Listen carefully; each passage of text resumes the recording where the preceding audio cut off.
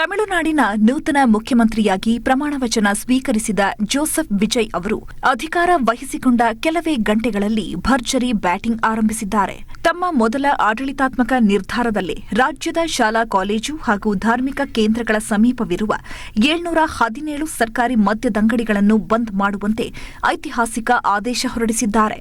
ದೇವಸ್ಥಾನ, ಮಸೀದಿ, ಚರ್ಚ್ಗಳು ಸೇರಿದಂತೆ ಧಾರ್ಮಿಕ ಕೇಂದ್ರಗಳು, ಶಿಕ್ಷಣ ಸಂಸ್ಥೆಗಳು ಮತ್ತು ಬಸ್ ನಿಲ್ದಾಣಗಳ 500 ಮೀಟರ್ ವ್ಯಾಪ್ತಿಯೊಳಗೆ ಕಾರ್ಯಾಚರಿಸುತ್ತಿರುವ ಮದ್ಯದಂಗಡಿಗಳನ್ನು ಮುಂದಿನ 2 ವಾರಗಳಲ್ಲಿ ತೆರವುಗೊಳಿಸುವಂತೆ ಅಧಿಕಾರಿಗಳಿಗೆ ಖಡಕ್ ಸೂಚನೆ ಕೊಟ್ಟಿದ್ದಾರೆ.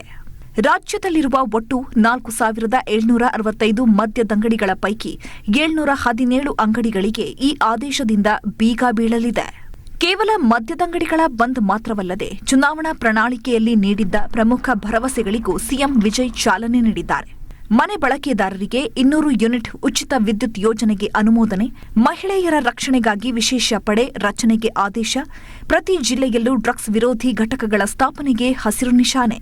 ತಮಿಳಿಗ ವೆಟ್ರಿ ಕಳಗಂ ಪಕ್ಷದ ಮೂಲಕ ರಾಜ್ಯದ ಅತಿದೊಡ್ಡ ಪಕ್ಷವಾಗಿ ಹೊರಹೊಮ್ಮಿರುವ 51 ವರ್ಷದ ವಿಜಯ್, ಕಾಂಗ್ರೆಸ್, ಎಡಪಕ್ಷಗಳು, ವಿಸಿಕೆ ಮತ್ತು ಮುಸ್ಲಿಂ ಲೀಗ್ ಬೆಂಬಲದೊಂದಿಗೆ ತಮಿಳುನಾಡಿನ ಇತಿಹಾಸದಲ್ಲೇ ಮೊದಲ ಬಾರಿಗೆ ಸಮ್ಮಿಶ್ರ ಸರ್ಕಾರ ರಚಿಸಿದ್ದಾರೆ.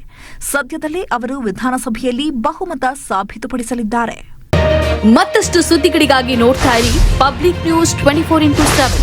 ಇದು ಸತ್ಯದ ಧ್ವನಿ.